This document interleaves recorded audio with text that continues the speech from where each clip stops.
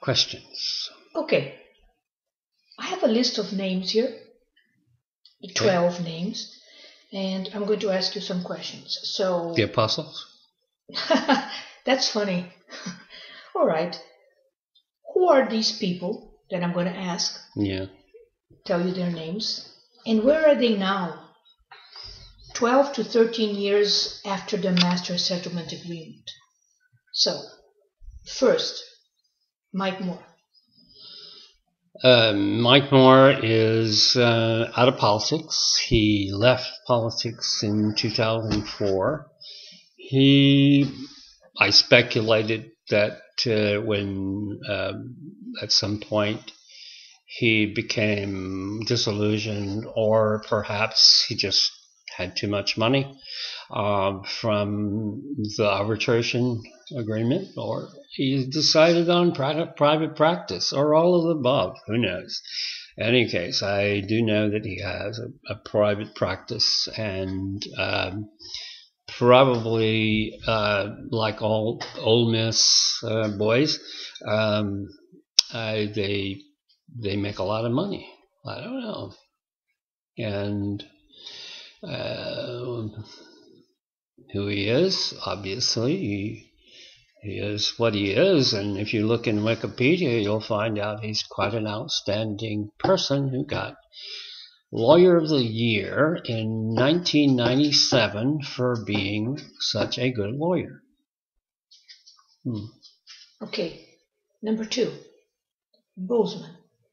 Bozeman, I don't recall his first name, but Bozeman was a JAG or a Navy attorney, and he joined, fairly short guy, he joined up with Dick Scruggs, and I believe he did some writing, some legal writing, and in the beginning,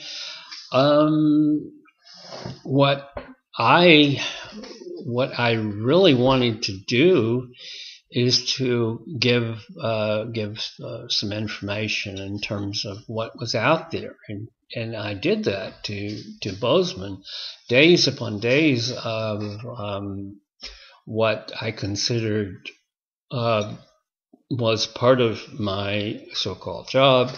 I was later to be moved to an actual law firm that wasn't as tenuous in terms of its problems. But I have no idea where Bozeman is. Bozeman had, I remember, a yen to become, or he was a pilot, and he had a yen to have an aircraft. And as I see a lot of this as transfer of wealth from the tobacco companies to different areas, including lawyers. Bozeman probably has what he always wanted, and we were coming back from lunch one day, and I was telling him about advertising, and little did I know that they knew very little about sort of the concepts of advertising. So at the La Font Inn, I turned over to the this is just a little story here. I turned over to the side, and I said, let's go over here to the magazine stand, and I showed them the back and the middle of the magazine, which is a public document, and I said, look, see, this is how they capture target markets. And then they looked at me, and what do you mean? And they being Dick Scruggs. Anyway, as far as I know, one thing that struck me about Bozeman was that he was a very talented guy, very smart, and he said on one occasion during the process of developing the lawsuit that was going to be done in Mississippi, I want a plane too. So maybe he got a plane. Okay, next, Paul Miner. Paul Miner is what I knew Paul Miner very a very respectable guy in some ways, and I think that Paul Miner, more than anybody else, got railroaded in a sense. Now, a lot of people wouldn't agree with that. I know Paul Miner's father from his history as a writer and civil rights, and sometimes in Mississippi they get just downright vindictive and are self-appointed magistrates of punishment to people who somehow had something. I know that his judge was not prejudiced, so to speak, but there seems to be something wrong. I think in particular with the fact that Dick Scruggs rolled on him, and he had pretty good backup in terms of that. I have no doubt that Paul Miner was a good lawyer, and would be a good lawyer. He had I had a special interest in him, still do. And where is he? He's in jail, and probably will stay there for a while. On a related matter of lawyering with a little bit of challenge, and perhaps he had less skill than some, and so he's in jail. And I think this is rather harsh for a man of his character, and some people don't like him, but I do. I did, and I still do. Okay, the next in the list would be David Nutt. David Nutt. I don't know who he is. Has a kind of a beautiful name, but David Nutt has got to be somewhere in this world, having made the best deal of his life.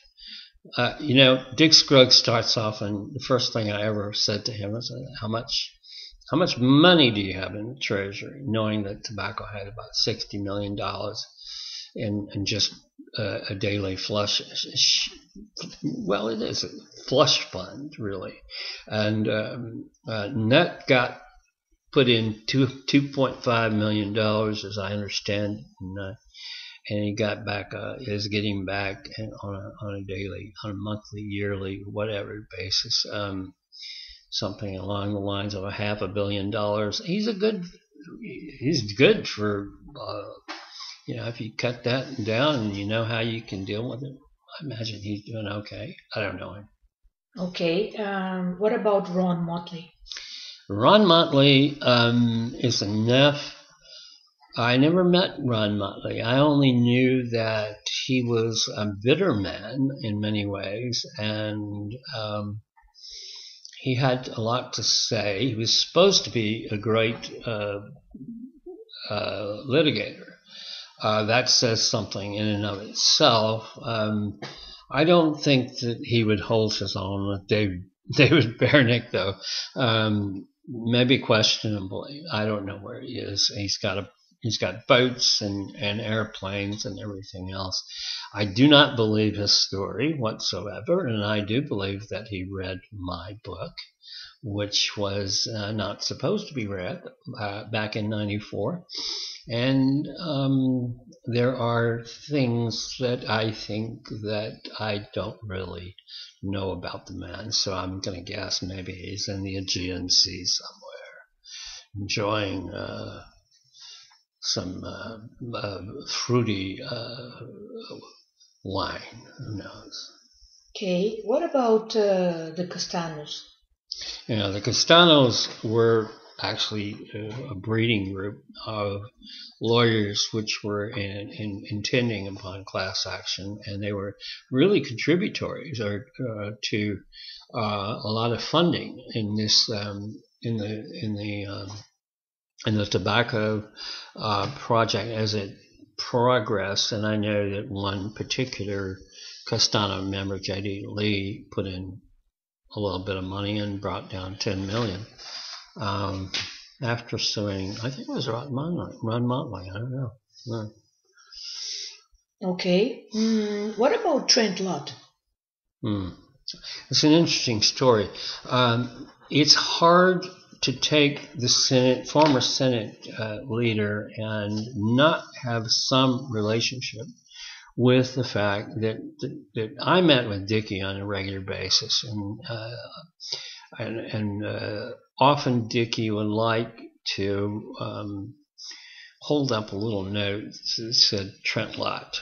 If he was trying to persuade somebody of one thing or another. Trent Lott, amazingly, before the offices were raided at Dick Scruggs' firm in Oxford, he just suddenly said, I don't want anything more to do with politics, and I'm going to go home. And which at that time, I don't think he had a home in the old place in Pascagoula, but nevertheless spend some more time at home. In other words, in hypocritical terms, the relationship continued with his brother-in-law, and he, as a Republican baton twirler from Ole Miss, is probably enjoying his life as a non-political lobbyist, which they all are, They're all, and he's a lobbyist, as far as I know. Okay, and Bobby DeLauder. Bobby DeLauder, the hero of the movie Ghosts of Mississippi. There's an interesting story between the making of The Insider and a fellow by the name of Frederick Zolo. After